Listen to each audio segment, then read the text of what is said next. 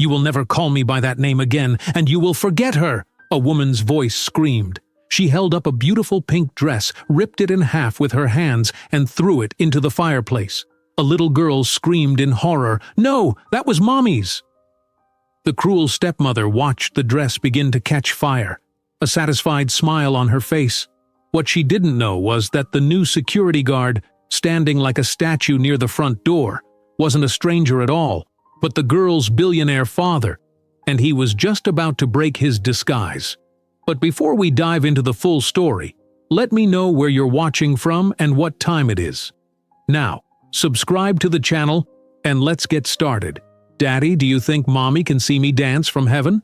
Lily Anderson asked, her small fingers adjusting the pink butterfly-decorated dress her mother had sewn before she died. Michael Anderson looked up from his laptop, the glow illuminating his tired face in the dimly lit kitchen. It was 11:30 at night, and he had been working for hours while staring at the photo of his late wife Emma on his desk. "I'm sure she can, sweetheart," he said, closing his computer. "What are you doing up so late? Your talent show is tomorrow." "I couldn't sleep," Lily said, twirling once to make the dress flutter. "I wanted to practice one more time." Michael smiled, though his blue eyes carried the weight of grief that had lingered for 3 years. Emma had died of cancer when Lily was 7. Now, at 10 years old, Lily still kept her mother's memory alive, especially through the pink dress with hand-embroidered butterflies that Emma had made during her final months. "You need your rest," Michael said, standing up and walking over to his daughter. "Your dance is already perfect." The next day, Michael sat in the auditorium of Brookfield Elementary School, watching as Lily performed her dance on stage. The pink dress sparkled under the lights, the butterfly details catching every gleam. Several parents whispered about how talented she was, but Michael barely heard them. All he could think about was how much Emma would have loved to see this moment. After the show, as families gathered in the school gymnasium for refreshments, Robert Taylor approached Michael Robert, Michael's childhood friend and owner of Brookfield Security Services, clapped him on the back. "She was amazing," Robert said, nodding toward Lily, who was accepting compliments from her teachers. "Emma would be proud." "I know," Michael replied, his voice soft. "Listen, Mike," Robert continued, lowering his voice. "It's been 3 years.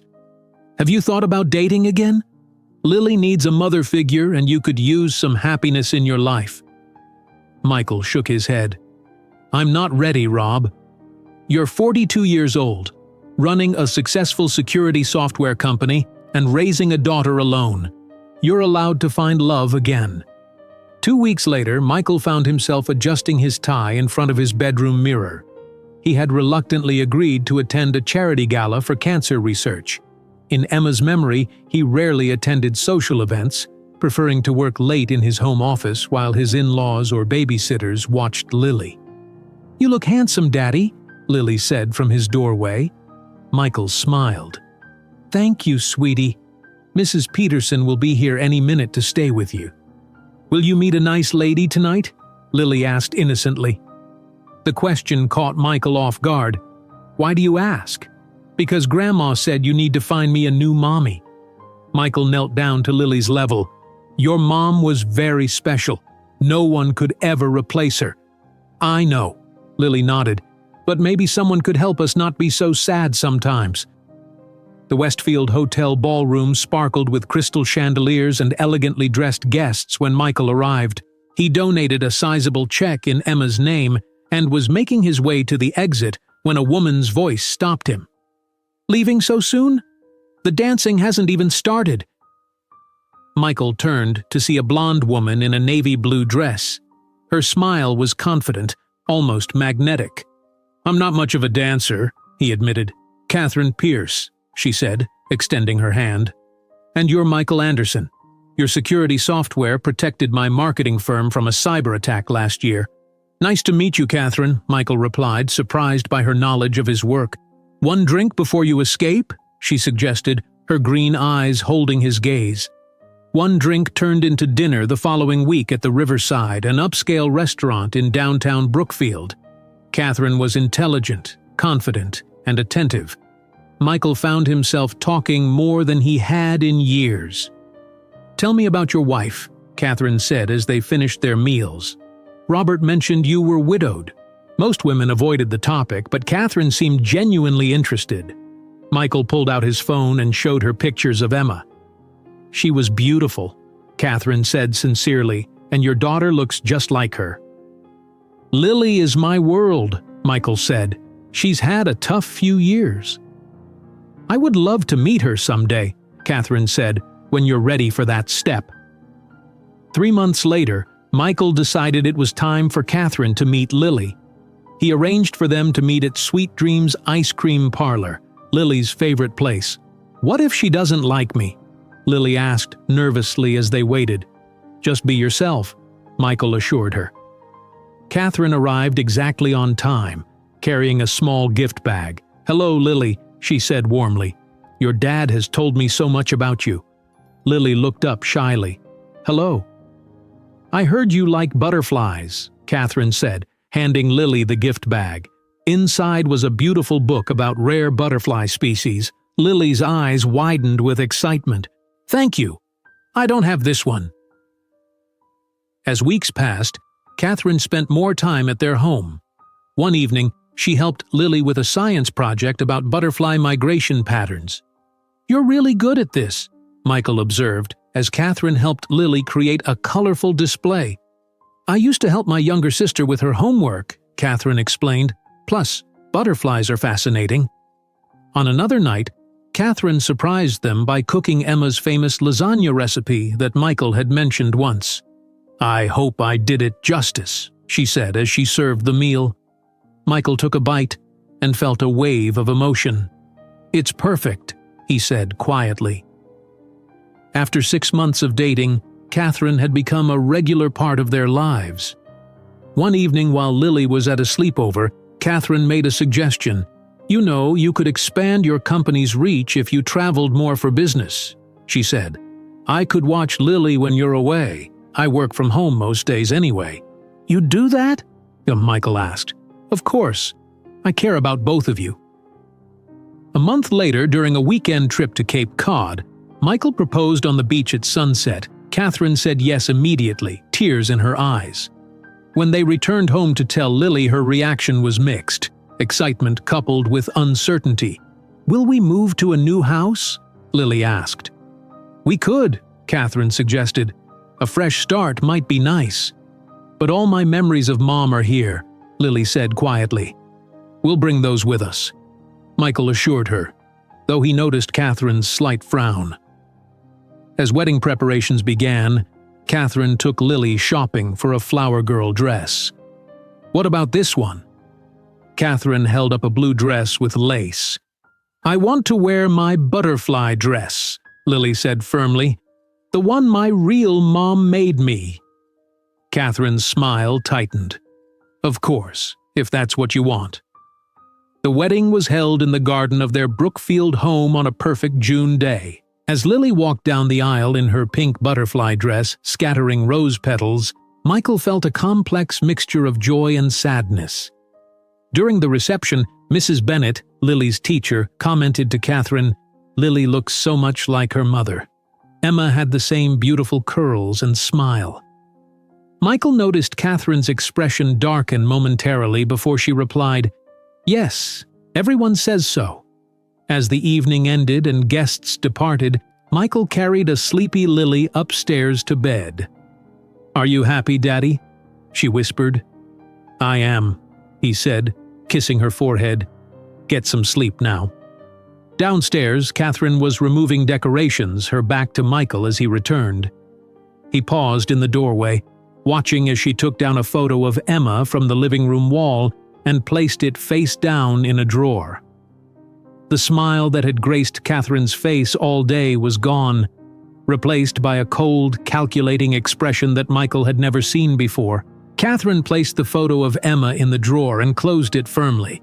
She turned around quickly when she heard Michael's footsteps approaching. "Just tidying up a bit," she said, her warm smile returning instantly.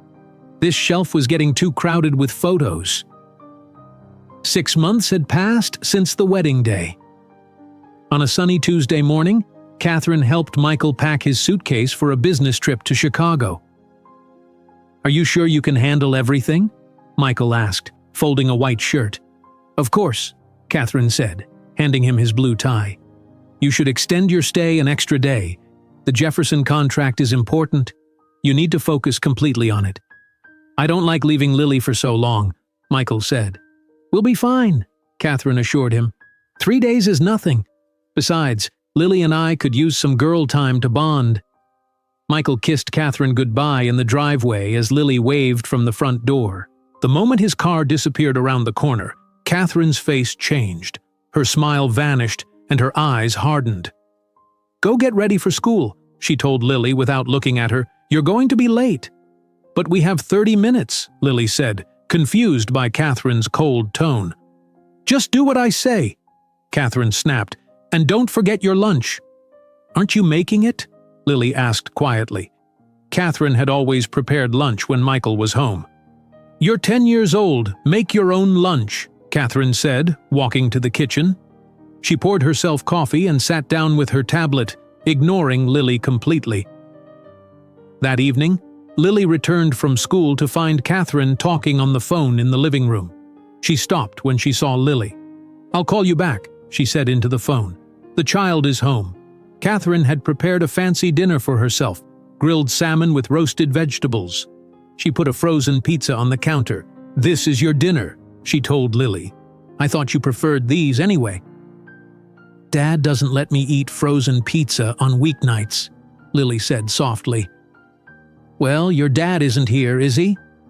Catherine replied, "Heat it up yourself. I'm busy." Later that night, Lily tried calling Michael from her bedroom. "Dad, can I—" she started, but Catherine appeared in the doorway. "Hang up," Catherine ordered. "Your father is in an important meeting." "But I just wanted to say goodnight," Lily protested. Catherine took the phone. "Michael? Yes, everything's wonderful here. Lily was just being silly. She knows you're busy with work. No need to call back tonight. Focus on your meeting." She hung up and gave Lily a cold look. "Don't bother him with trivial calls." The next day, Lily had a school concert. She searched her closet for her special pink butterfly dress but couldn't find it. "Catherine, have you seen my pink dress?" Lily called out. "The one for my concert tonight?" Catherine appeared at the door. "Oh, I forgot to wash it. Too late now." "But I told you about the concert last week," Lily said, tears forming in her eyes. "Don't be so dramatic," Catherine replied. "Wear something else." That afternoon, Lily's friend Jake Peterson from next door came over to work on a school project. Catherine greeted him with an overly sweet smile. "Hello, Jake. How wonderful to see you. How's your mother doing?" "She's good, Mrs. Anderson," Jake replied politely. When Jake and Lily were working in the dining room, Catherine kept interrupting with unnecessary questions and comments. Jake soon felt uncomfortable. "I should probably go home," he told Lily after an hour. "But we haven't finished our project," Lily said. "I'll finish my part at home," Jake whispered. "Your stepmom is acting weird." After Jake left, Catherine walked through the living room with a box. Lily noticed she was removing family photos that showed Emma. "What are you doing with those pictures?" Lily asked. "Just organizing," Catherine said. "It's time to make new memories. All these old photos are collecting dust." "But those are my mom," Lily said, her voice breaking. "Your mother is gone, Lily," Catherine said coldly. "The sooner you accept that, the better for everyone." On Thursday morning, Mrs. Rodriguez, the housekeeper, arrived to clean. She immediately noticed Lily's sad face at the breakfast table. "Buenos dias, Lily," Mrs. Rodriguez said warmly. "How are you today, Nina?" "I'm okay," Lily said quietly. Catherine entered the kitchen. "Mrs. Rodriguez, please focus on the upstairs bathrooms today. They're disgustingly dirty." "See, Mrs. Anderson," Mrs. Rodriguez replied, but when Catherine left the room, she quickly placed a chocolate cookie next to Lily's plate. "For you, pequeña," she whispered with a wink. Later, while Catherine was on a phone call, Mrs. Rodriguez found Lily in her room. "Are you okay, Lily?" she asked gently. "You seem sad." "I'm fine," Lily said, but her eyes filled with tears. Miss Rodriguez hugged her. "If you need anything, you tell me, okay? Anything at all." At school that day, Lily's English class was assigned to write a creative story. Mrs. Bennett, her teacher, was concerned when she read Lily's work. "The girl hides in her closet when she hears the witch coming up the stairs," Lily had written. "She knows the witch only pretends to be nice when her father is watching. Nobody believes her when she tries to tell them about the witch's real face." Mrs. Bennett called Michael's cell phone after school. "Mr. Anderson? This is Mrs. Bennett from Brookfield Elementary. I'd like to schedule a parent-teacher conference when you return. I'm concerned about Lily's recent writing assignments." When Catherine learned about the call, she was furious. She poured herself a glass of cranberry juice and walked to Lily's room, where the pink butterfly dress was laid out on the bed. "What's this?" Catherine demanded. "Dad called and said I could wear it tomorrow when he gets back," Lily explained. Catherine's hand slipped, spilling red juice all over the dress. "Oh, how clumsy of me," she said with a small smile. "Accidents happen." She left the stained dress on the bed without attempting to clean it. On Friday afternoon, Michael returned home. Lily ran to him, but her greeting was subdued. "What's wrong, sweetheart?" Michael asked, noticing how quiet she was. "Nothing," Lily said, glancing nervously at Catherine. Michael noticed small changes around the house. Family photos rearranged, Emma's books moved from the shelves, Lily's butterfly drawings missing from the refrigerator. That evening, Mrs. Bennett called again. "Mr. Anderson, I'd like to meet with you on Monday after school. I'm concerned about some changes I've noticed in Lily's behavior and her writing assignments." "What kind of changes?" Michael asked.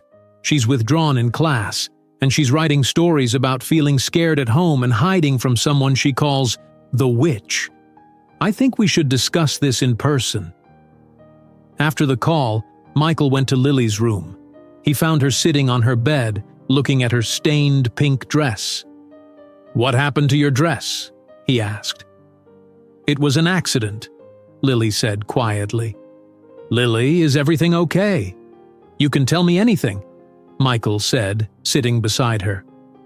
"Everything's fine," Lily insisted, but her eyes darted toward the doorway where Catherine was passing by. "Are you sure?" Michael pressed. "Mrs. Bennett says you seem upset at school." "I'm just tired," Lily said, "and I miss Mom sometimes." Later that night, Michael couldn't sleep. He went downstairs for water and heard Catherine on the phone in the study. The door was slightly open. "The brat's finally learning to keep her mouth shut," Catherine was saying in a low voice. "Soon Michael will send her to boarding school and we'll have everything to ourselves. I've already collected some brochures. Once she's gone, I'll have complete access to his accounts." Michael froze in the hallway, his heart pounding. He quietly returned upstairs, his mind racing. How had he missed this? What else happened when he was away? In his home office, Michael stared at his computer screen displaying the security software his company had developed. An idea began to form in his mind. If Catherine showed her true self only when he was gone, he needed to see what happened in his home during his absence. He picked up his phone and texted his old friend Robert. "Need to meet tomorrow. It's about Lily. Something's wrong at home." The next morning, Michael drove to Joe's Diner on the outskirts of Brookfield. He arrived 15 minutes early and chose a booth in the back corner where no one would overhear their conversation. Robert Taylor walked in at exactly 10 o'clock, his face showing concern. "Your text sounded serious," Robert said, sliding into the booth. "What's going on with Lily?" Michael looked around to make sure no one was listening. "I think Catherine is mistreating Lily when I'm not home." Robert frowned. "That's a big accusation, Mike. What makes you think that?" "Last night I overheard Catherine on the phone saying she wants to send Lily to boarding school to get rid of her. She called her the brat." Michael's voice was tight. "And Lily's teacher called about concerning stories she's written about being afraid at home and hiding from a witch." Robert still looked skeptical. Kids write weird stories all the time, and maybe Catherine was just venting. Being a step-parent isn't easy. Michael pulled out several sheets of paper from his jacket pocket. Mrs. Bennet gave me copies of Lily's essays. Read them. Robert took the papers and began reading. His expression changed from doubt to concern as he turned each page. One essay described a girl hiding in a closet from a woman who was nice when her father was watching but mean when they were alone. Another story told of a special dress being ruined by the witch who pretended it was an accident. "Okay," Robert said finally, putting the papers down. "This is disturbing. But what do you want to do? Confront Catherine?" "I need proof," Michael said. "I need to see what happens when Catherine thinks I'm not there." The two men spent the next hour developing a plan on paper napkins. Michael would announce new security measures for the house due to supposed break-ins in the neighborhood. As the owner of Brookfield Security Services, Robert would install cameras in common areas of the house and assign a new security guard to patrol the property during Michael's upcoming business trip. "The guard's name will be Mike Williams," Michael said. "And who will play this Mike Williams?" Robert asked. "I will," Michael replied firmly. Robert shook his head. "Catherine will recognize you immediately." "Not if we do it right," Michael insisted. "A professional makeup artist, a false beard, glasses, uniform, it can work." That afternoon, they visited a professional makeup artist named Denise who worked for theater productions. She listened to their situation carefully. "I can make this work," she said, "but are you sure this is the only way?" "I need to see how she treats my daughter when I'm not there," Michael explained. "If I'm wrong about all this, no harm done. But if I'm right?" 3 hours later, Michael looked in the mirror and barely recognized himself. His salt and pepper hair was now completely gray and longer. A realistic beard covered his face, and specially designed glasses changed the appearance of his eyes. Subtle changes to his facial structure made his cheekbones and jawline look different. "Try walking differently too," Denise suggested. "People recognize others by how they move as much as how they look." They tested the disguise at Robert's security company office. Robert called in his secretary, Janet. "Janet, this is Mike Williams, a new guard we're hiring for the Anderson assignment," Robert said. "Nice to meet you, Mr. Williams," Janet said, shaking Michael's hand without a hint of recognition. Despite having known him for years, the next step was to announce the new security system at home. That evening during dinner, Michael cleared his throat. "I have some news," he said. "There have been 3 break-ins in Brookfield this month. I'm going to have Robert install a new security system here before my trip to Seattle next week." Catherine put down her fork. "Break-ins? I haven't heard about any break-ins." "They haven't been reported in the local paper yet," Michael said. "Robert told me. One home was less than a mile from here." "What kind of security system?" Catherine asked. "Cameras in the common areas of the house and a guard to patrol the property during my trip." Catherine frowned. "Cameras inside our house? That seems excessive. Can't we just have outdoor cameras?" "I want to be thorough," Michael insisted. "With my business, we can't take chances with security." "Well, I don't like the idea of being recorded in my own home," Catherine said. "The cameras will only be in the living room, kitchen, hallways, and entryways," Michael explained. "Not in bedrooms or bathrooms. It's for all our protection." Lily, who had been quietly eating, looked up. "Will the cameras keep us safe, Dad?" Michael nodded. "Yes, sweetheart. That's exactly what they'll do." Catherine studied Michael's face. "You seem very decided about this." "I am," Michael said firmly. "Robert will be here tomorrow with his team." The next day, technicians installed cameras throughout the main areas of the house. Catherine watched them with thinly veiled annoyance. When one technician placed a camera with a view of the fireplace, Catherine objected. "Is that really necessary? That's where we relax as a family." "Standard procedure, ma'am," the technician replied. We need to cover all main areas." When they were finished, Robert gave them a demonstration of how the system worked. "The footage is stored both locally and in our secure cloud," he explained. "You can access it from your phone or computer with this password." Catherine smiled tightly. "It feels like we're living in a police state, but if it makes Michael feel better, I suppose I'll adjust." That evening, Michael introduced the idea of the security guard who would patrol during his trip. "His name is Mike Williams. He's one of Robert's most trusted employees. He'll stay in the pool house and check the property regularly." "A stranger living in our pool house?" Catherine objected. "For a whole week?" "Robert has conducted thorough background checks," Michael assured her. "He's completely trustworthy." Over the next few days, Michael worked with his assistant Jessica to create an elaborate digital trail for his Seattle trip. They booked a hotel room, scheduled fake meetings, and arranged for Jessica to manage video calls that would appear to come from Seattle. "I'll use the hotel's conference room background for the video calls," Jessica confirmed. "No one will know you're not really there." The day before his scheduled departure, Michael noticed Catherine showing unusual interest in his trip details. "What time does your flight land again?"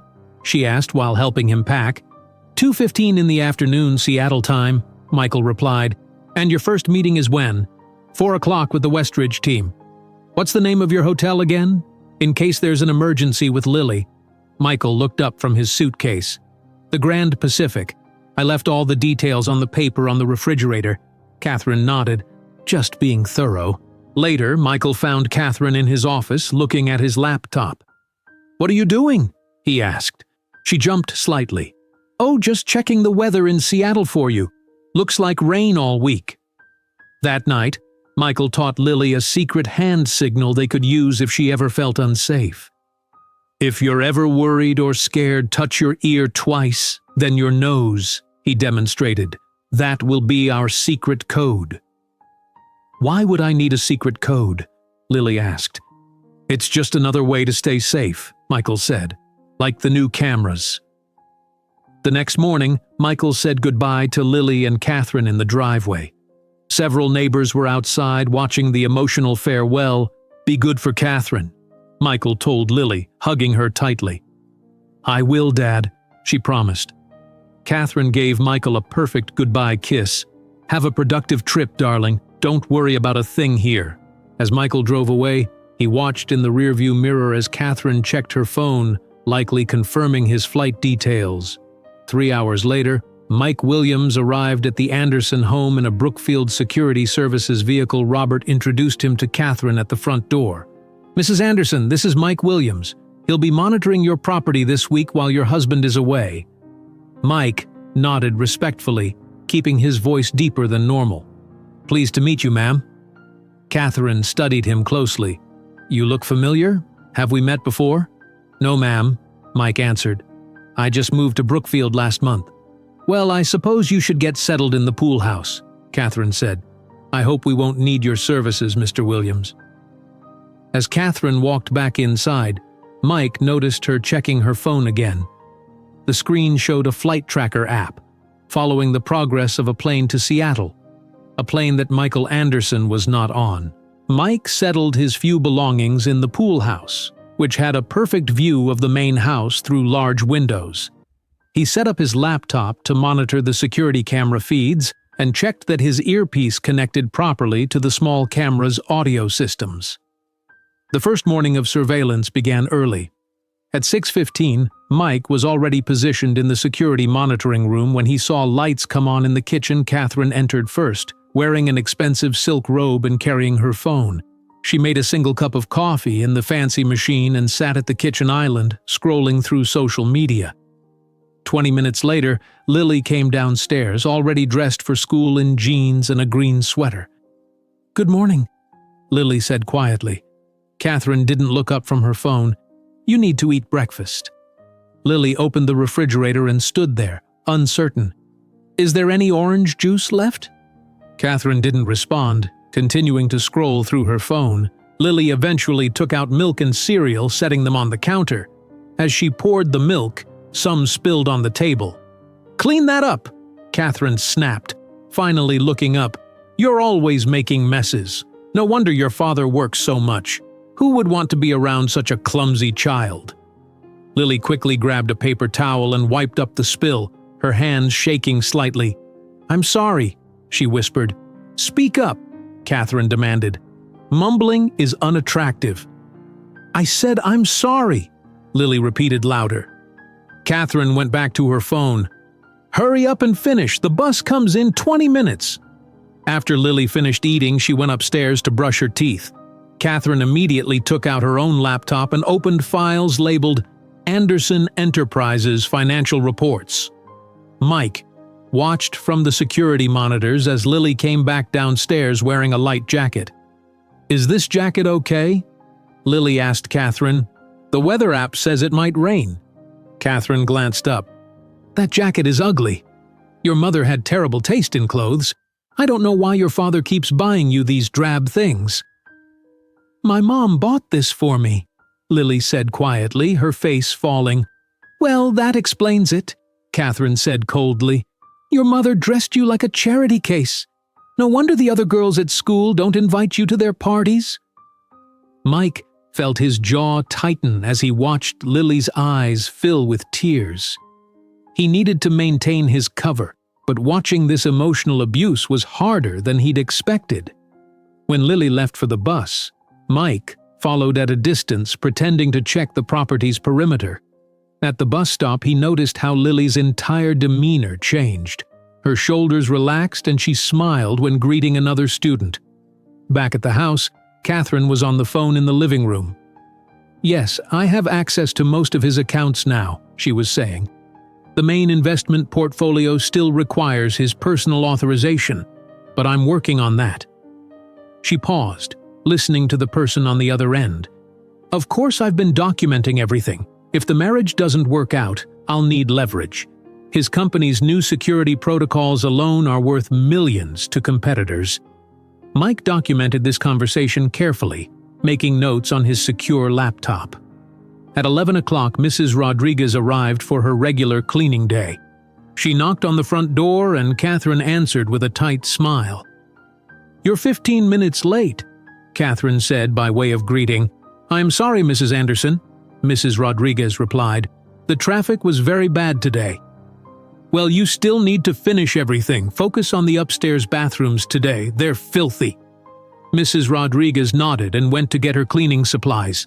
When Catherine returned to her phone call in the study, Mrs. Rodriguez took a small chocolate from her pocket and placed it on Lily's desk with a little note that read, Smile pequeña. At 2:30, Lily returned from school.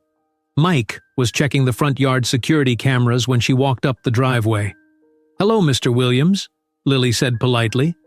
Hello, Lily, he replied, keeping his voice deep and different from his normal tone. How was school today? It was okay, she said with a small shrug. We had a math test. I'm sure you did well, he said, careful not to sound too much like her father. Lily looked back at the house and lowered her voice. Is Catherine inside? She went out about an hour ago, Mike replied. Said something about lunch with friends. Relief washed over Lily's face. Good. I mean, that's nice for her. Everything okay? He asked, seizing the opportunity to talk to her alone. Lily hesitated. I don't like being alone with her. She says mean things when Dad isn't here. What kind of mean things? Mike asked, trying to keep his voice neutral. She says I'm clumsy and that my mom had bad taste and that Dad only keeps me because he has to. Lily's voice cracked slightly. Their conversation was interrupted by a boy riding his bike up the driveway. Hey, Lily! The boy called out. Hi, Jake! Lily replied, brightening a little. Jake Peterson, the 11-year-old neighbor, stopped his bike and looked curiously at Mike. This is Mr. Williams, Lily explained. He's the security guard while my dad is away. Cool uniform, Jake said before turning back to Lily. Want to play video games at my house? I can't, Lily said. Catherine says I have to stay home while Dad is away. Jake frowned. My mom says I should stop making up stories about your stepmom being mean to you. She says adults don't act that way. Did you tell your parents about Catherine? Mike asked carefully. I tried, Jake said, but they said Lily is probably just having a hard time adjusting to having a new mom. Their conversation ended when a black Mercedes pulled into the driveway. Catherine got out, carrying shopping bags. Lily, what are you doing out here instead of doing your homework? She called sharply. And Jake, does your mother know you're here? Yes, Mrs. Anderson, Jake said, suddenly nervous. Well, Lily has homework to do. You should go home now.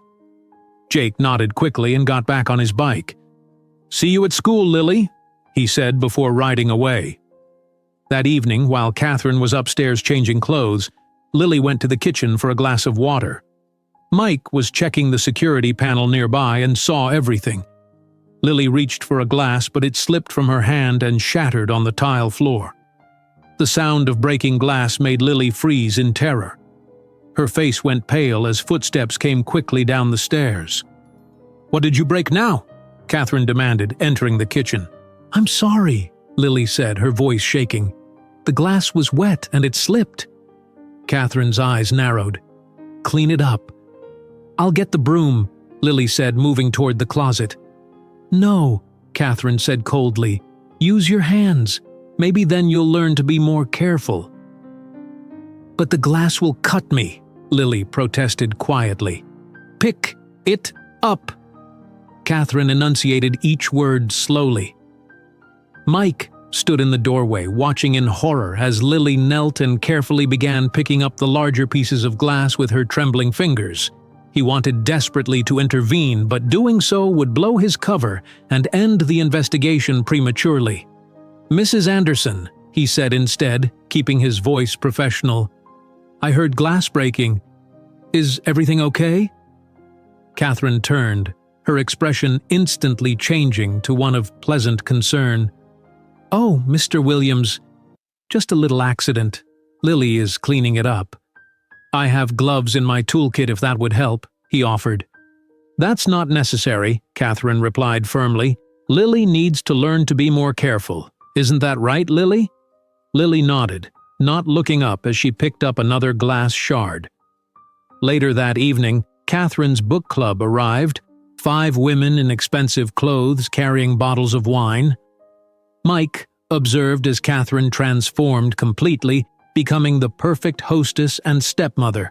Lily, come meet my friends, she called sweetly. Lily appeared, looking wary. Catherine put her arm around Lily's shoulders, holding her tightly. This is my stepdaughter, she told the women. She's still adjusting to our blended family. It's been challenging since she has emotional issues from losing her mother, but we're making progress.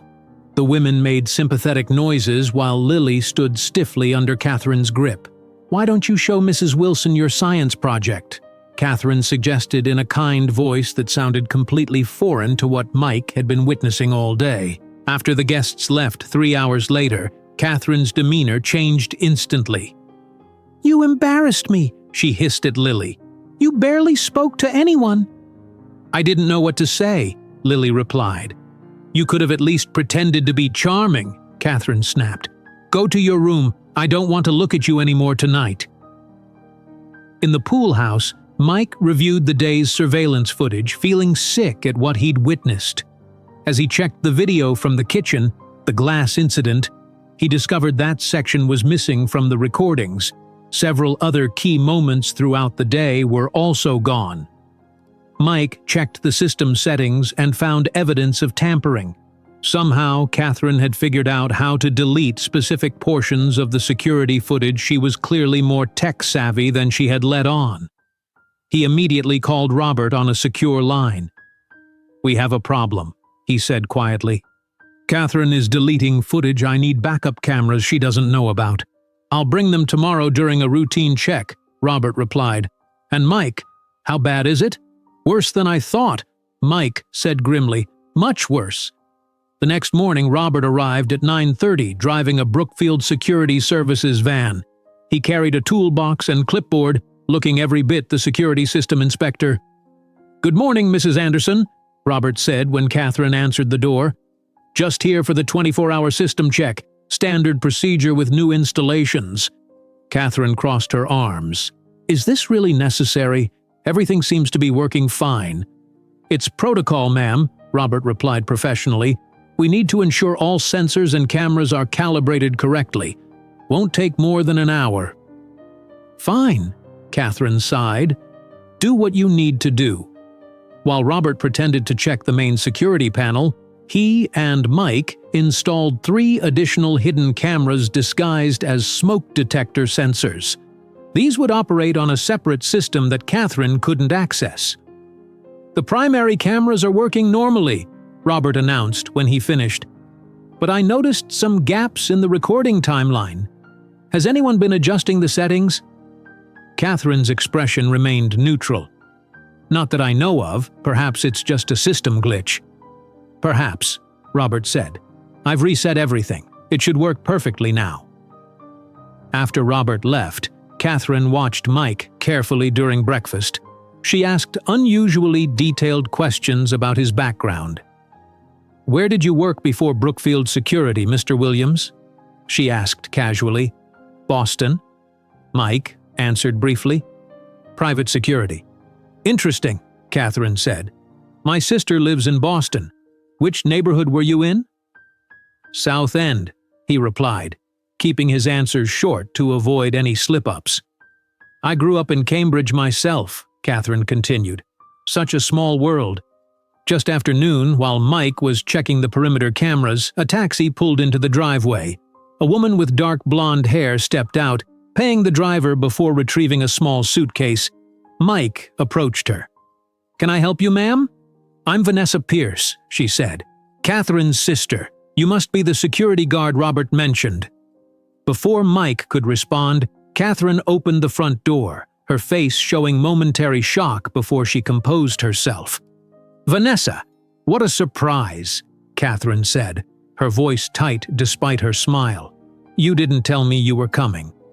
"Spontaneous visit," Vanessa replied, hugging her sister.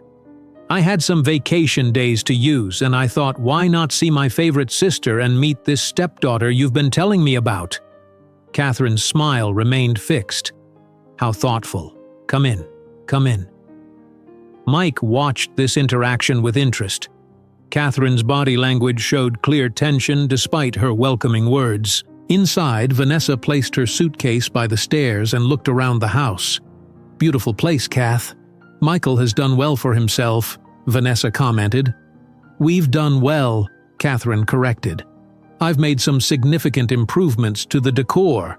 It was quite outdated when I moved in." "I brought something for Lily," Vanessa said, pulling a wrapped package from her bag. "A book about rare butterfly species. You mentioned she likes butterflies." Catherine's eyes narrowed slightly. "How thoughtful. She'll be home from school in a few hours." Throughout the afternoon, Mike positioned himself to observe the sisters' interactions. While Catherine believed they were speaking privately in the garden, he could hear their conversation through his earpiece connected to the security system. "So, how's married life treating you?" Vanessa asked, sipping iced tea on the patio. "Perfectly," Catherine replied. "Michael is suitable. His business is even more successful than I realized, and he's away often, which gives me plenty of freedom." "And the daughter, Lily?" Vanessa asked. "How are you two getting along?" Catherine's voice cooled. "She's adjusting, still overly attached to her dead mother's memory, but I'm working on that." "Working on that how?" Vanessa asked, her tone sharpening. "Just helping her understand that the past is the past," Catherine said dismissively.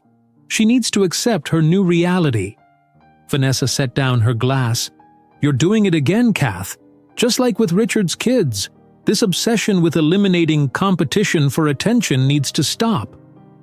"I don't know what you're talking about," Catherine said icily.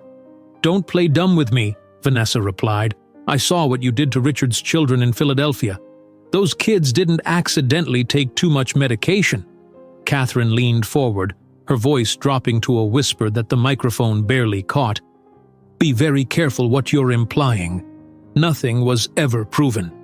"Because Richard wanted to avoid a scandal," Vanessa hissed back. "He paid you off to go away quietly." "If you came here to cause problems," Catherine started. "I came to make sure another child doesn't get hurt," Vanessa interrupted. "Your pattern is crystal clear, Kath. You target wealthy men with children, then systematically work to remove those children from the picture." Catherine's voice became threatening. "You might want to remember what I know about you before you start throwing accusations. Your own little secret could ruin your perfect reputation." Vanessa fell silent at this, and Mike wished he could see her face. When Lily returned from school, she was surprised to find a visitor waiting. "Lily, this is my sister Vanessa," Catherine said with forced sweetness. "She came all the way from Boston to meet you."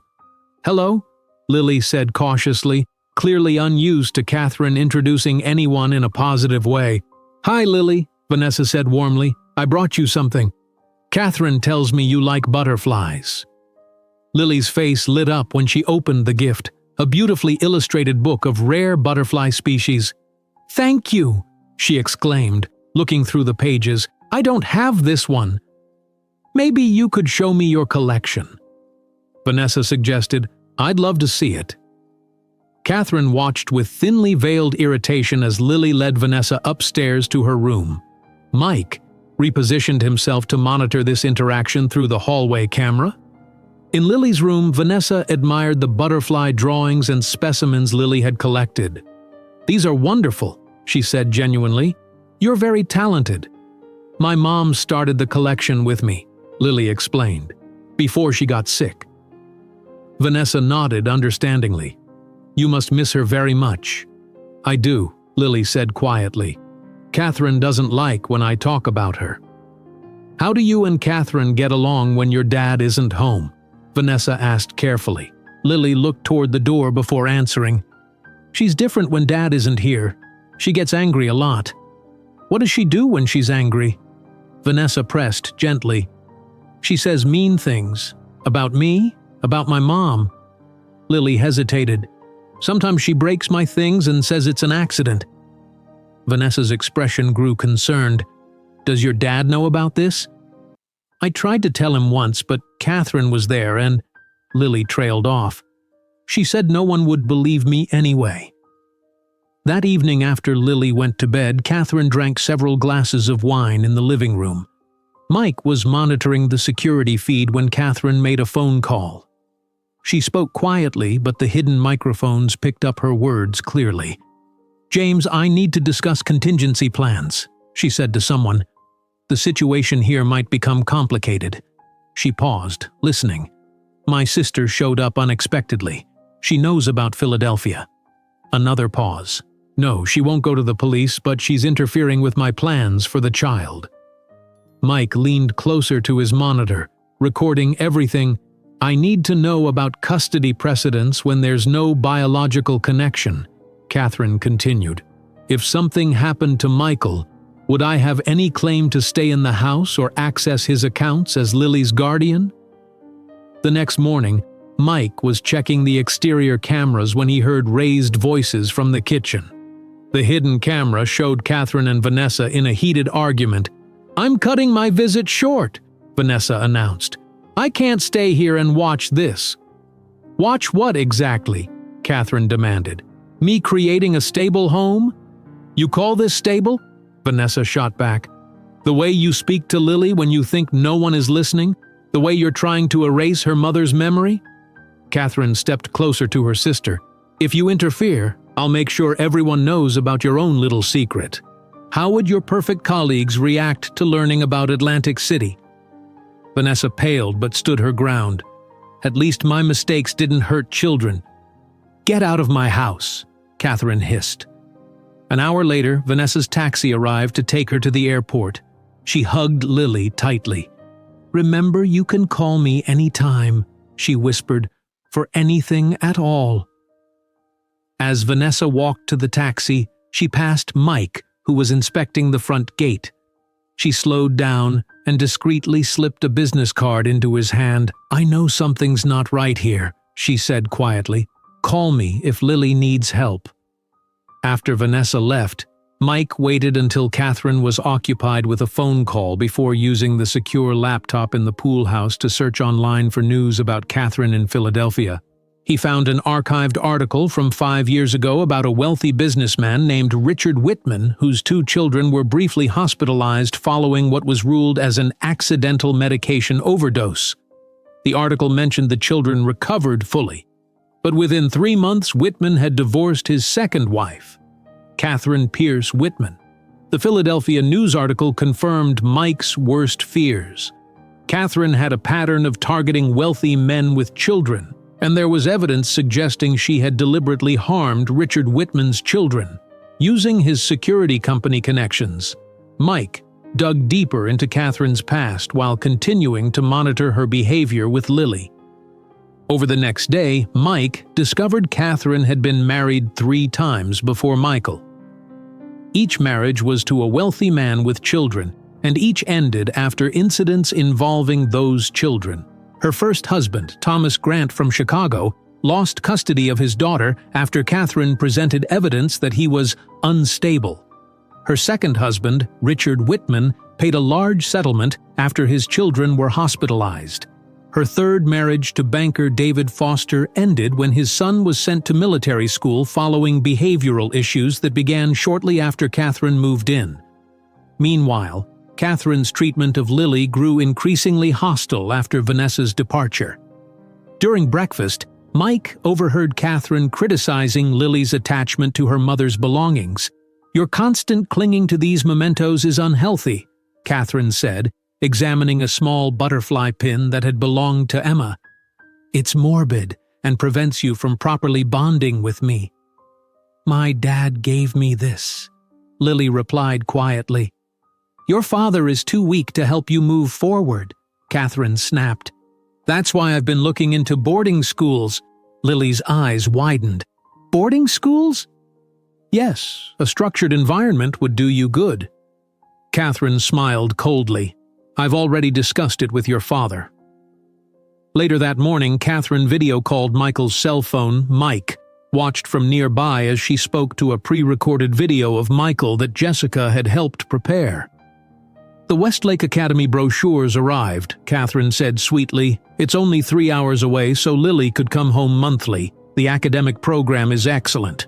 The pre-recorded Michael responded with carefully scripted answers that seemed non-committal, but didn't outright reject the idea. "We'll discuss it more when I get home," the recording said. "Perfect, darling. How's Seattle?"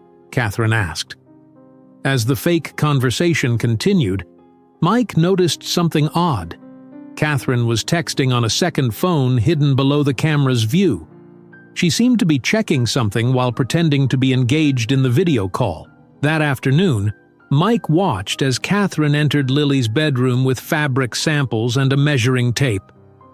"What are you doing?" Lily asked, looking up from her homework. "Planning to redecorate your room," Catherine replied. "This childish butterfly theme needs to go." "But I like my room this way," Lily protested. "My mom helped design it." Catherine's face hardened.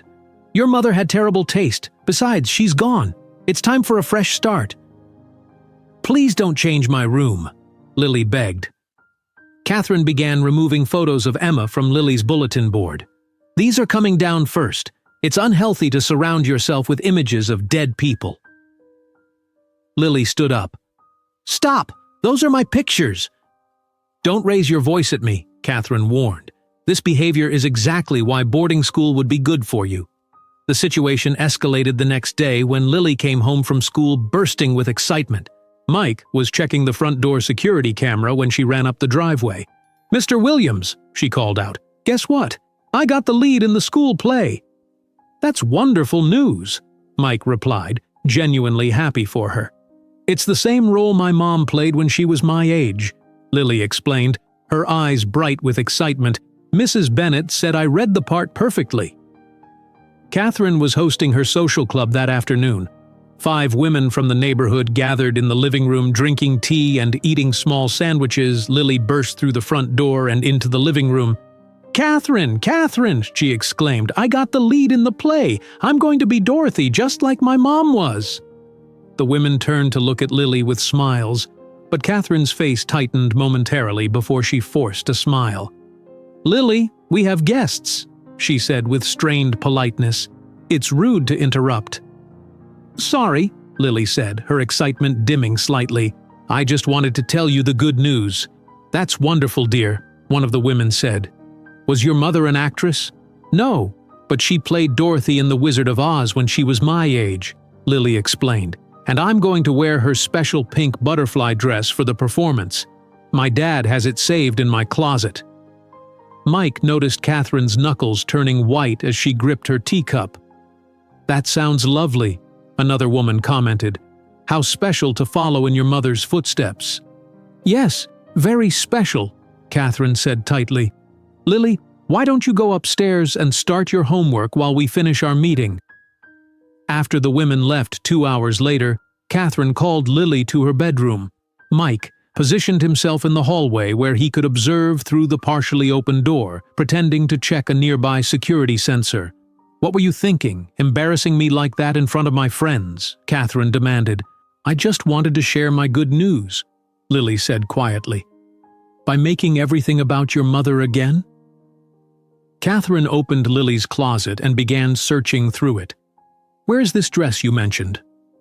"It's in the garment bag in the back," Lily said nervously. "Dad keeps it there to protect it." Catherine pulled out a clear garment bag containing a beautiful pink dress decorated with hand-embroidered butterflies. She took it out and held it up with disgust. "This is what you want to wear? This pathetic rag?" "My mom made it for me before she died," Lily said, her voice trembling. "It's ugly," Catherine said coldly, "and it's a constant reminder of your father's perfect first wife. I'm sick of living in Emma's shadow." "Please put it back," Lily begged, reaching for the dress. Catherine yanked it away, causing Lily to stumble forward. "Don't tell me what to do in my own house. It's my dress." Lily tried again to take it. Catherine pushed her away forcefully. Lily fell backward, hitting her head against the bedpost with a loud thud. Mike tensed, ready to intervene, but forced himself to wait as Lily sat up, holding the back of her head, tears streaming down her face. Catherine looked at the dress, then deliberately grabbed both sides of the delicate fabric and tore it straight down the middle. "This needs to end now," she said coldly. As Lily gasped in horror, Catherine carried the torn dress pieces downstairs to the living room with Lily following, sobbing uncontrollably. In the living room, Catherine went to the fireplace and began crumpling the fabric, preparing to throw it into the flames. "No!" Lily screamed. "Please don't!" Mike couldn't stand by any longer. He rushed into the living room. "Mrs. Anderson, stop!" Catherine turned to him, the torn dress pieces in her hands. But instead of surprise or anger at his interference, her face showed recognition. A cold smile spread across her face. "Michael?" she gasped. "I was wondering how long you'd let this continue." Mike froze. "Excuse me. Don't play dumb," Catherine said, dropping the dress pieces on the floor.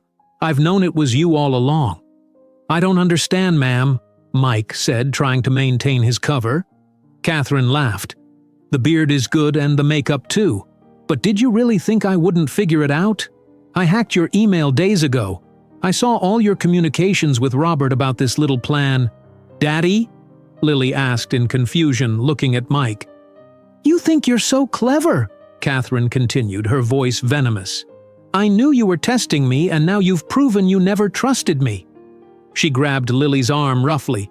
"Tell your father how we rehearsed our little scenes together, Lily. Tell him how you agreed to help Mommy with her acting." Lily looked terrified, her eyes darting between them. "She said if I didn't play along, she'd send me to a school far away," she whispered. "A place where I'd never see you again." Mike reached up and pulled off his false beard, then removed his glasses. "It's over, Catherine." "What's over?" Catherine asked, her voice suddenly innocent. "I was just showing you what you wanted to see.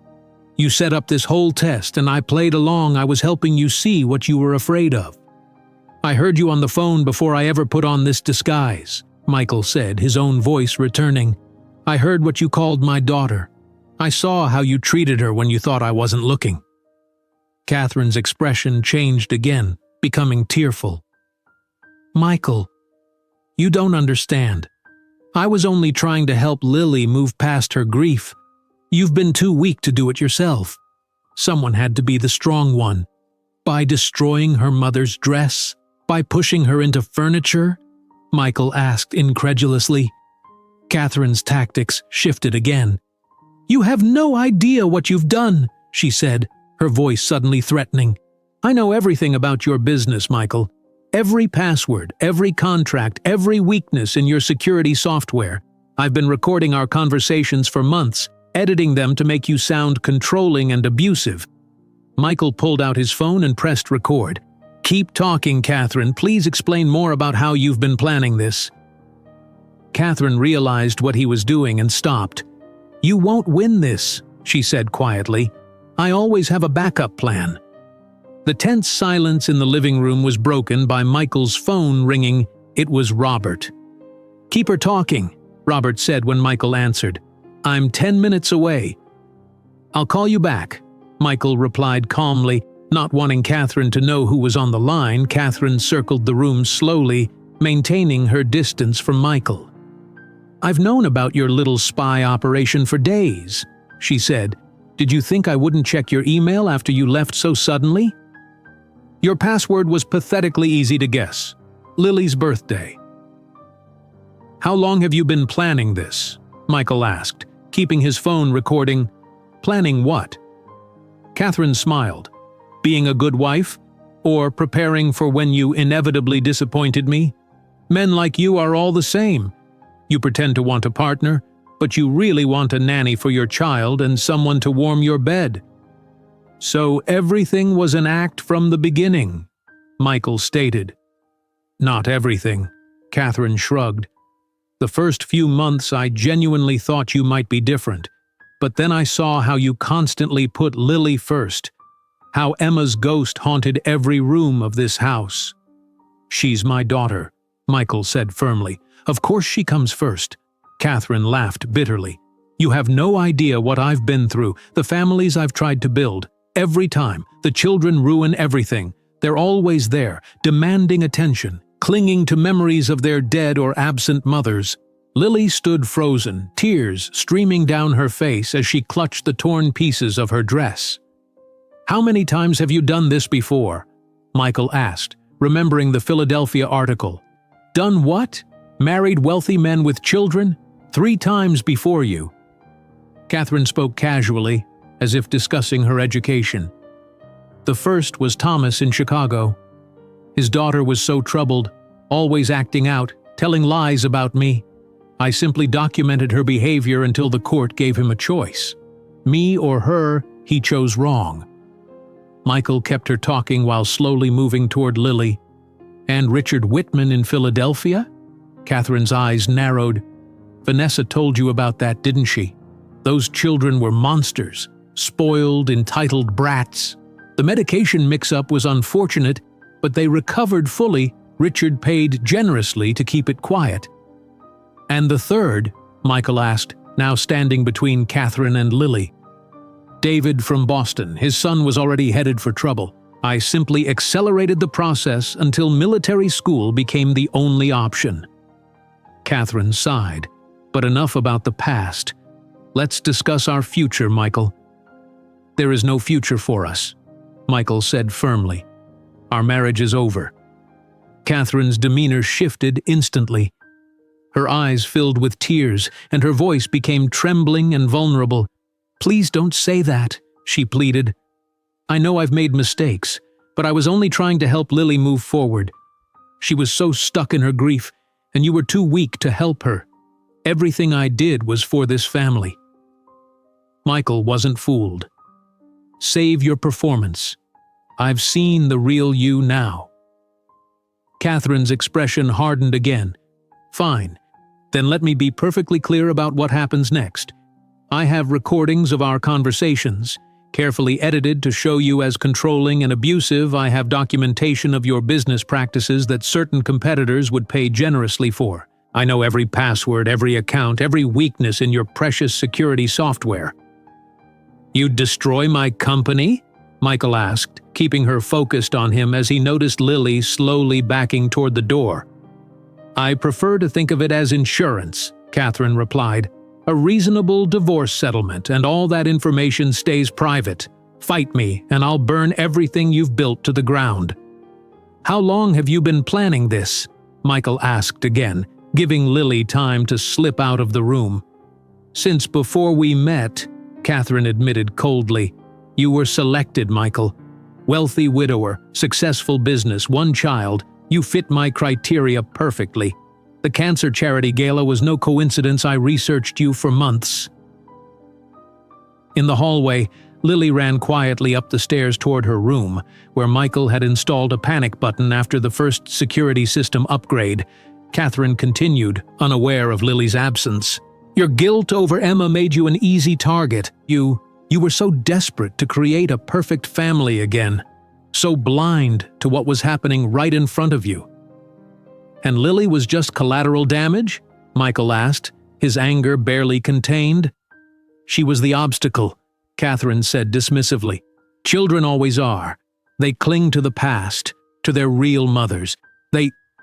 Catherine stopped suddenly, noticing Lily was gone. "Where is she?" Michael didn't answer, but Catherine realized what might be happening.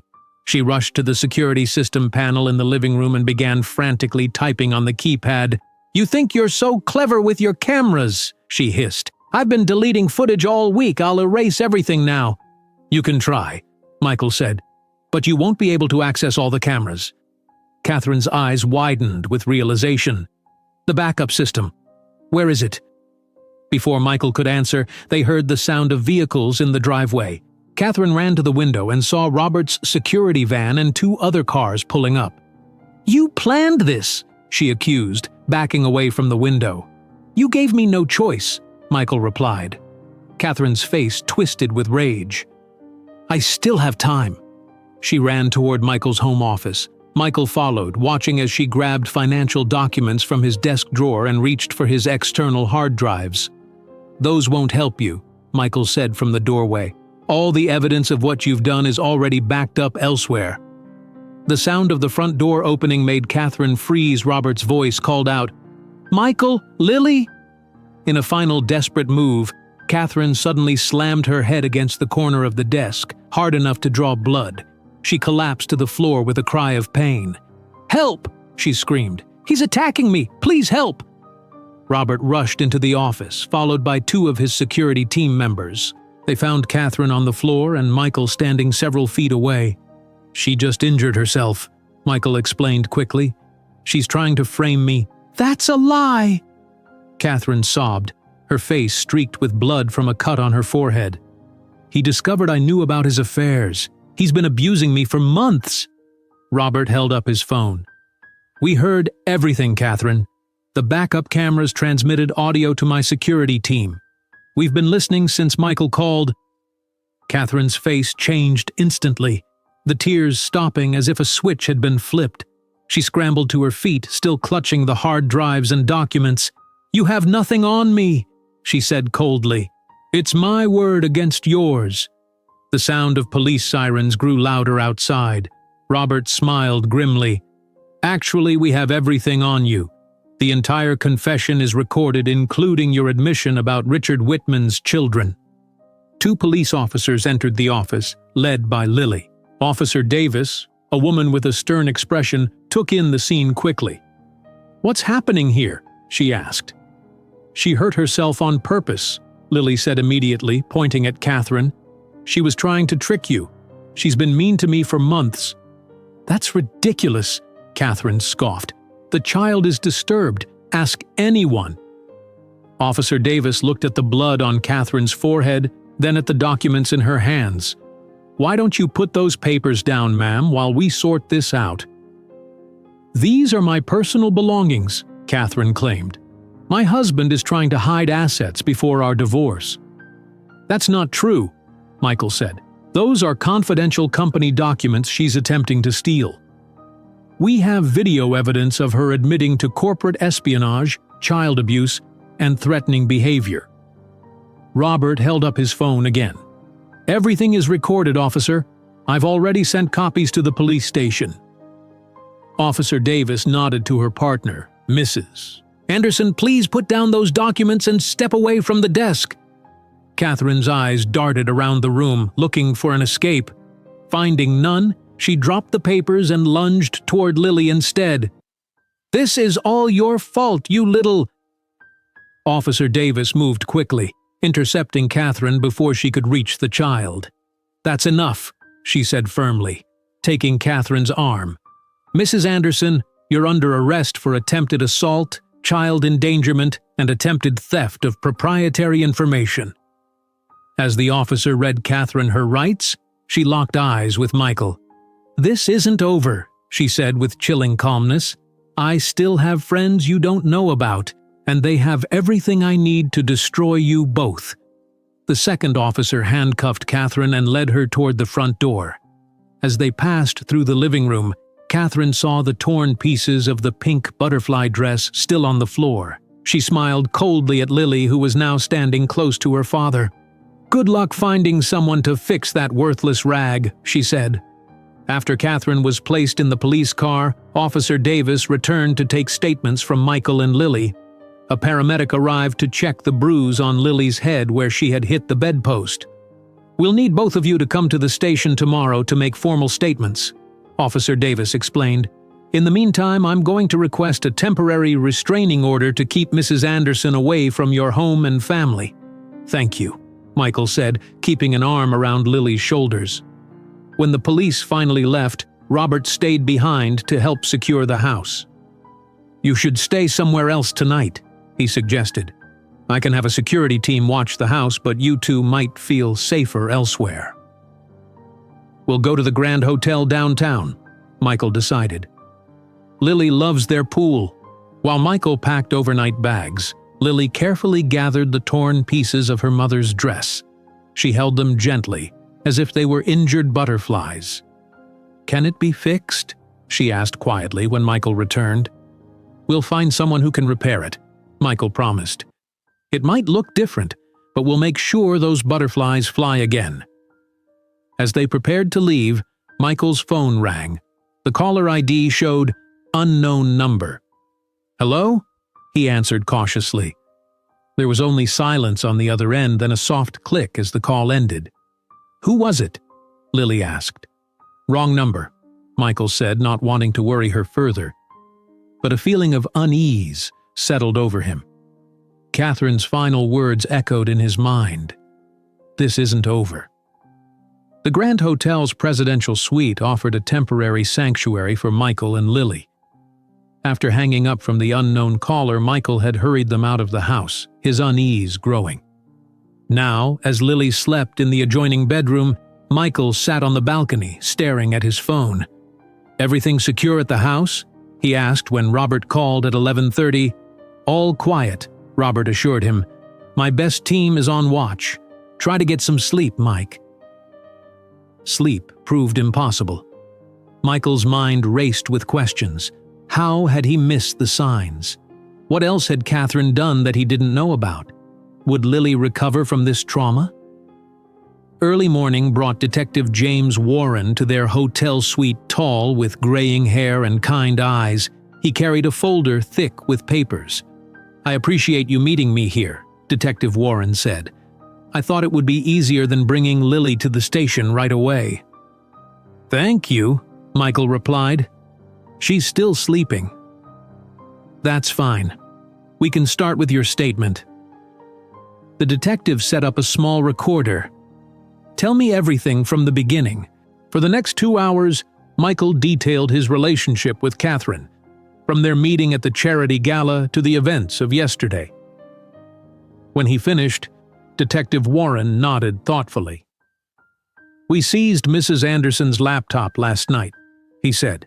What we found so far confirms your story and suggests things might be even worse than you realized. He opened his folder and showed Michael several printed emails.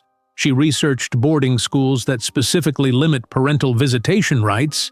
She drafted emails to a psychiatrist friend requesting documentation of Lily's supposed dangerous behavior. And she kept detailed records of your business dealings and passwords. Michael felt sick. Was she planning this from the start?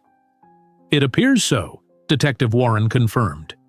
Most concerning, we found communications with a former business competitor of yours, offering to sell proprietary information about your security software. Who? Michael demanded. James Harrington from NetGuard Systems. Michael knew the name well. NetGuard had tried to acquire his company years ago. When he refused, they became aggressive competitors. Their conversation paused as Lily emerged from the bedroom, rubbing her eyes. "Good morning, sweetheart," Michael said, trying to sound normal. "This is Detective Warren. He needs to ask us some questions about what happened." Lily nodded solemnly. "Is Catherine in jail?" "Yes," Detective Warren answered gently, "and she'll stay there until her court hearing." After breakfast, a woman named Sandra Morales arrived from Child Protective Services. With warm brown eyes and a soft voice, she immediately put Lily at ease.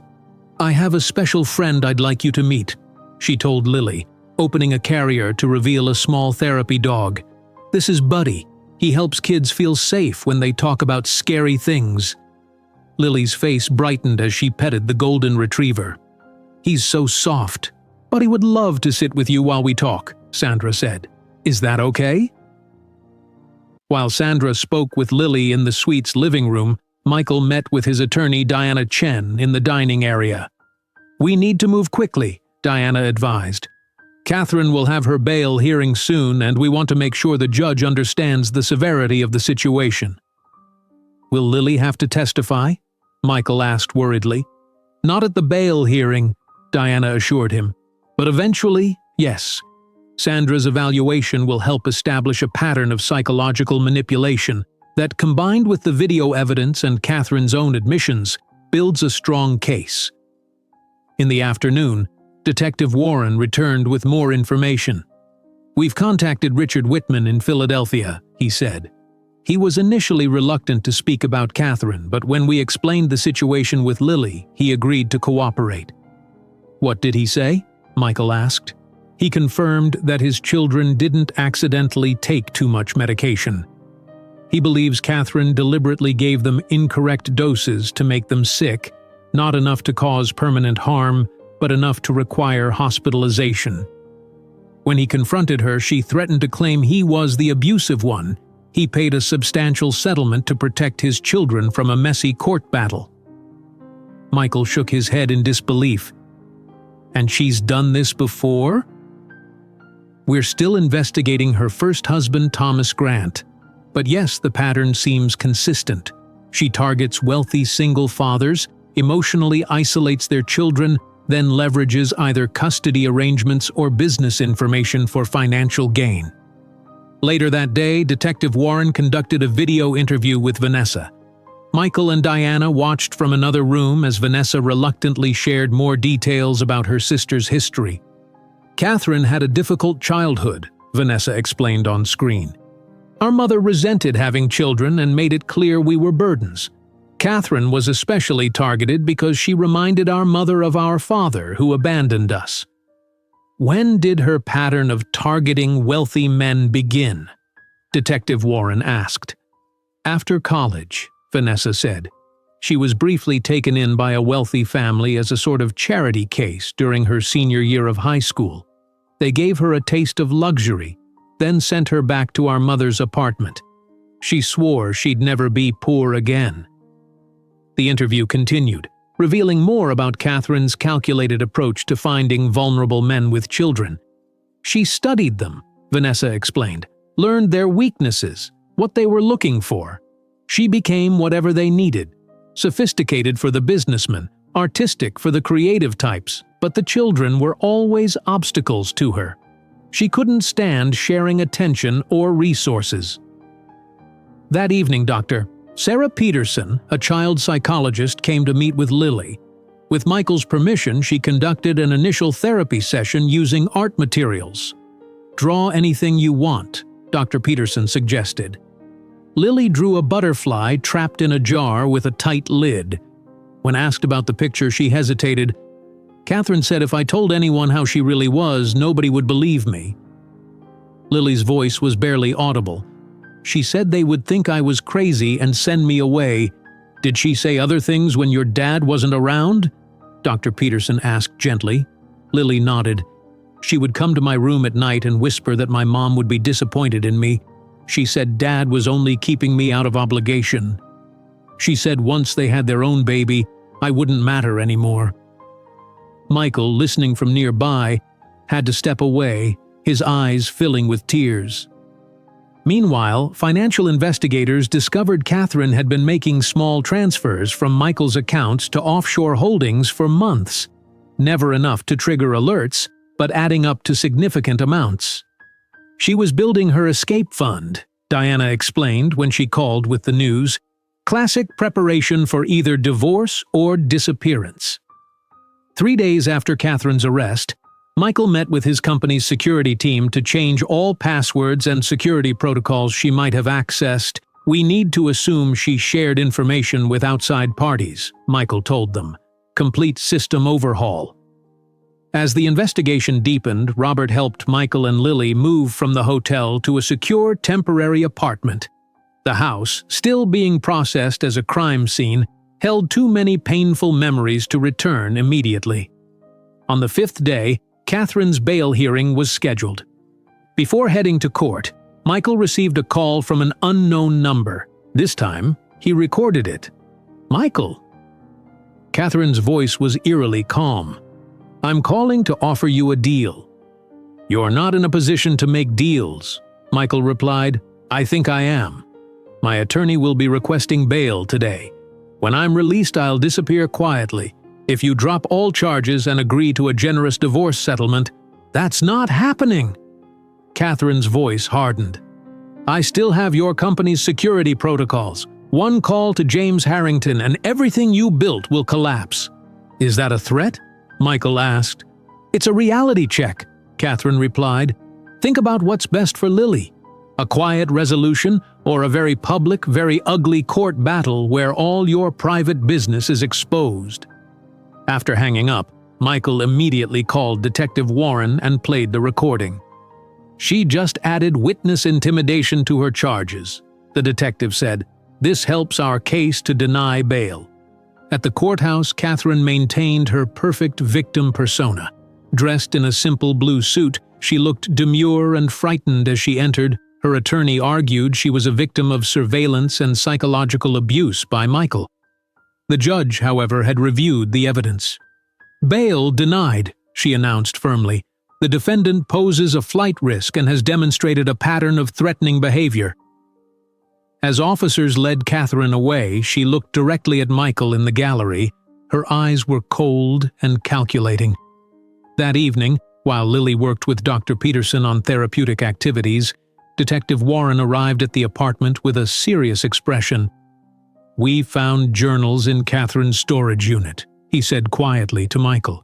They date back to her teenage years. They explain everything, her methodology, her targets, even how she selects vulnerable families. What do they say about us? Michael asked. You were carefully chosen, Detective Warren replied grimly. She researched dozens of potential targets before selecting you. The charity gala wasn't a coincidence. She donated specifically to be there, knowing you would attend in Emma's memory. As Michael processed this disturbing information, his phone rang again. The screen showed unknown number. When he answered, there was only silence, then the sound of butterfly wings flapping. Catherine signaled that someone was still watching them. Michael stared at his phone as the sound of butterfly wings stopped. The call ended abruptly. What was that? Detective Warren asked. Catherine's warning, Michael explained, his voice tight. She uses butterfly sounds as signals. Someone is still working with her, even though she's in jail. The detective immediately called the precinct. I need extra security on the Anderson protective detail, and check all calls made from or to prisoner Catherine Anderson today. For the next week, Michael and Lily remained in the secure apartment building that Robert had arranged.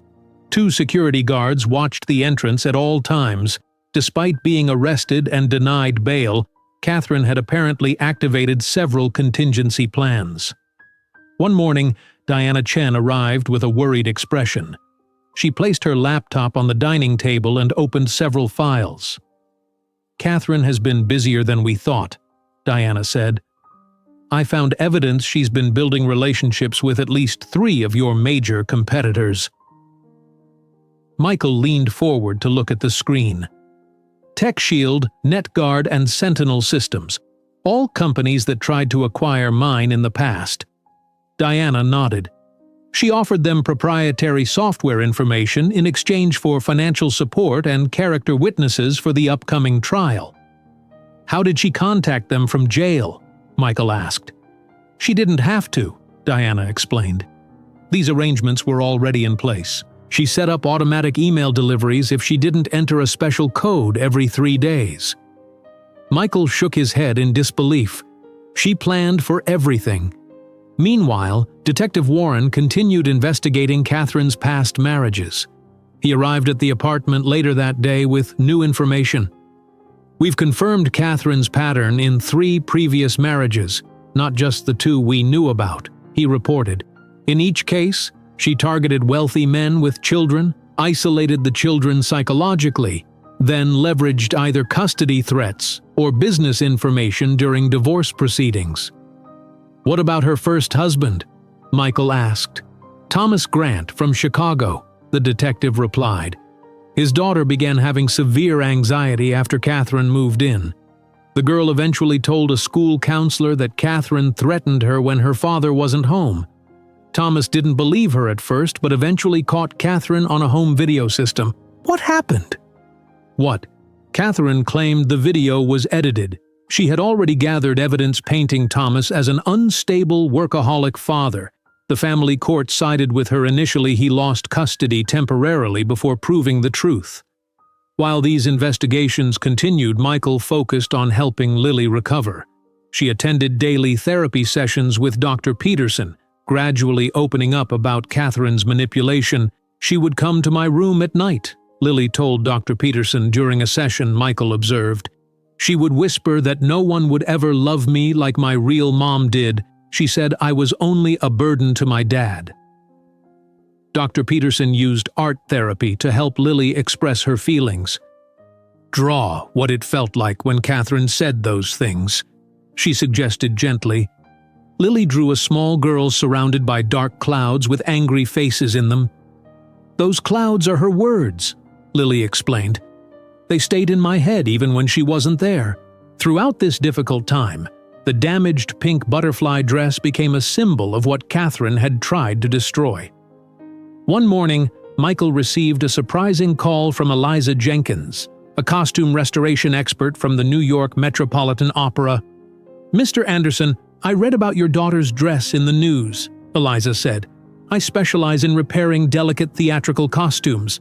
I'd like to help restore the butterfly dress if you'll allow me." "That's very kind," Michael said, surprised. "But I'm sure you're very busy with important work." "Nothing is more important than helping a child heal," Eliza replied. "From what I read, this dress represents her connection to her mother. That's worth preserving."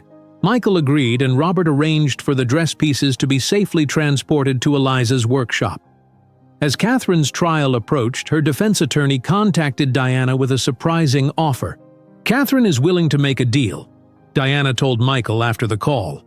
"If you agree to a quiet divorce with a $2 million settlement, she claims all evidence about your company's security vulnerabilities will be destroyed.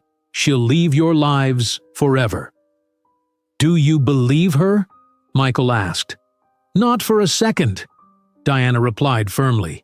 "She's desperate. The evidence against her is overwhelming." Michael thought for a moment. "What if we pretended to consider her offer? It might draw out whoever is helping her." Diana looked intrigued.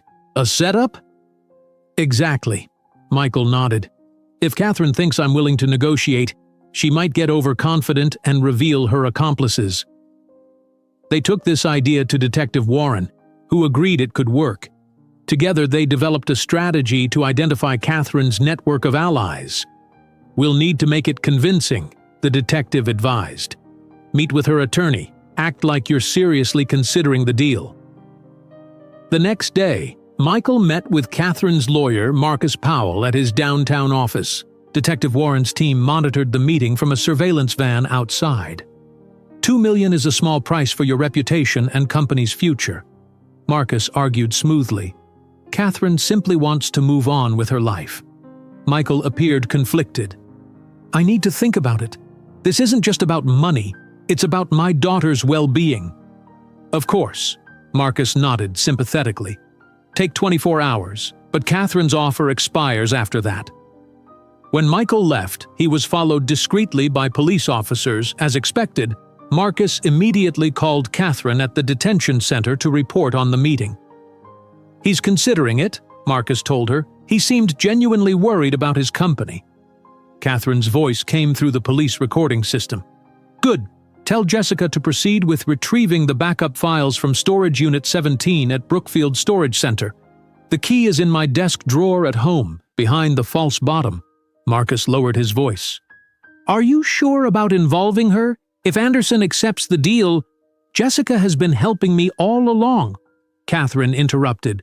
She's the perfect insider, his trusted assistant who's been secretly working for me for months. The police never suspected her. The next morning, Jessica Porter, Michael's assistant for 3 years, drove to Brookfield Storage Center. She used a key from Catherine's desk to open Unit 17. Inside, she found a metal lockbox containing hard drives and documents. As she picked it up, police officers emerged from hiding places around the storage facility. Jessica Porter, you're under arrest for conspiracy to commit corporate espionage, Detective Warren announced, stepping forward. I don't know what this is, Jessica protested. Catherine asked me to pick up some personal items. I was just helping out. We have recordings of your communications with Catherine planning to steal and sell proprietary information, the detective replied, and we know you've been deleting security footage and email records for months.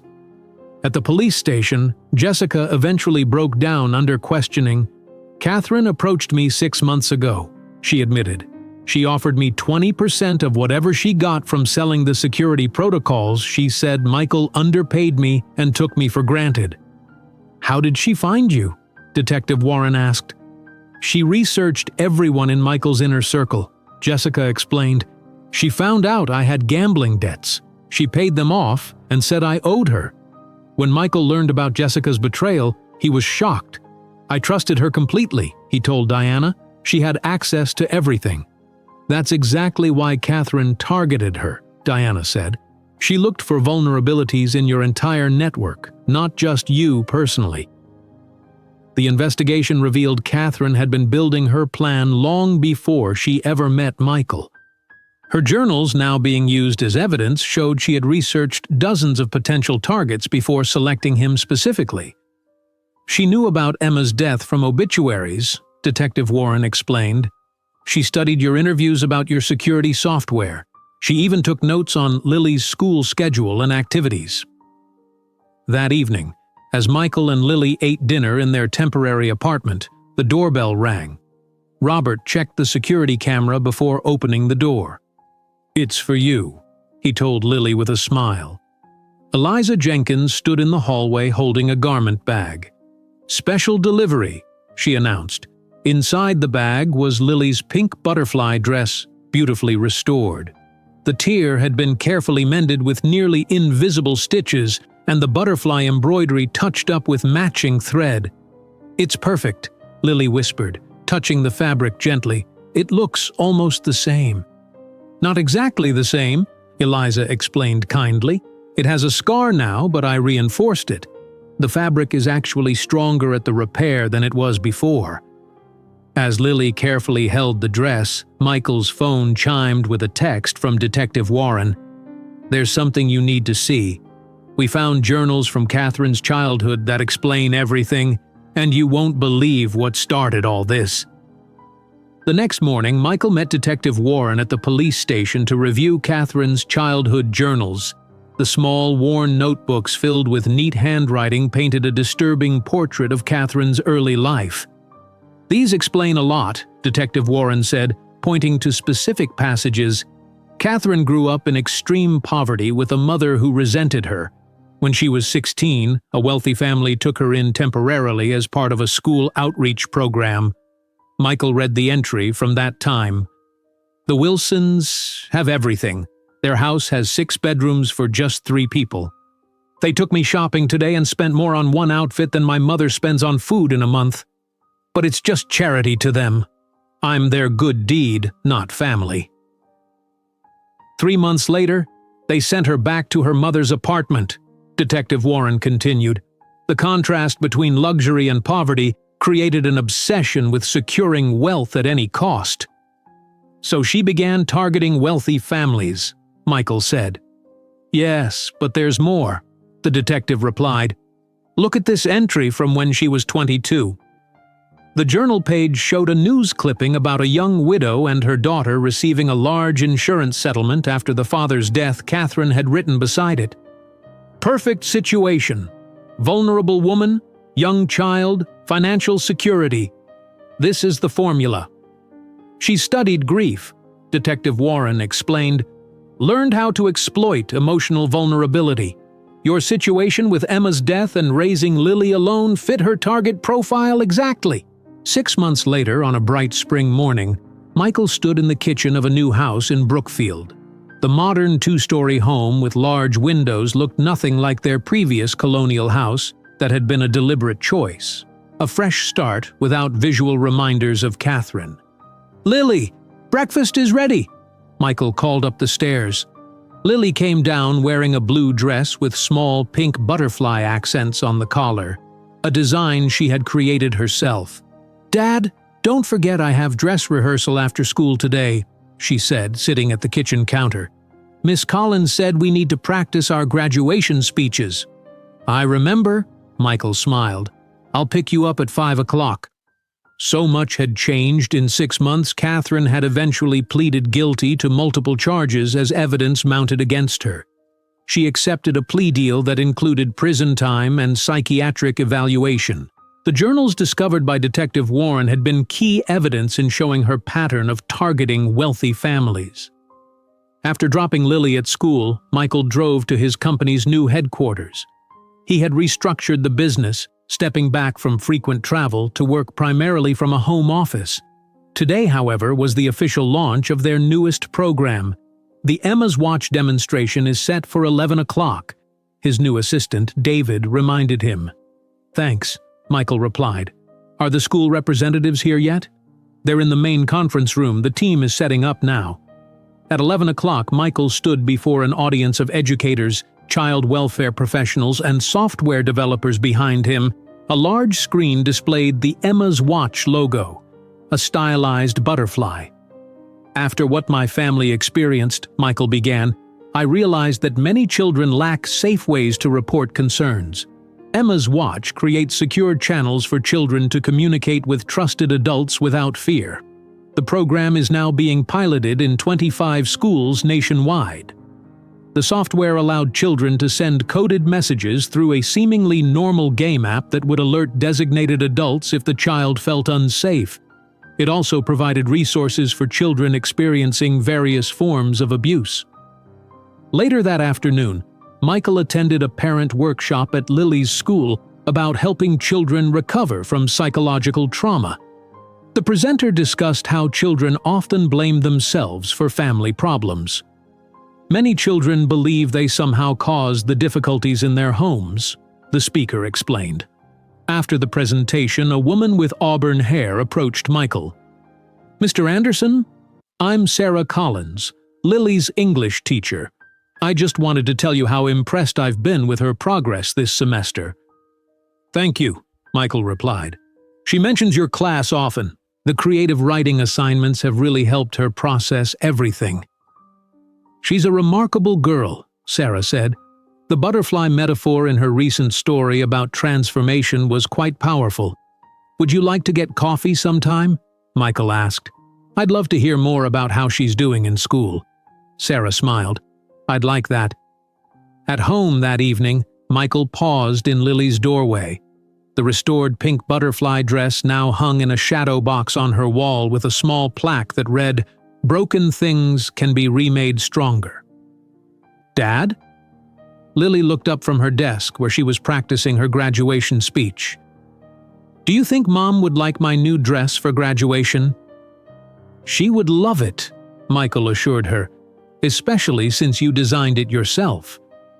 2 weeks later, on a warm June evening, families gathered in the Brookfield Middle School auditorium for the 5th grade graduation ceremony.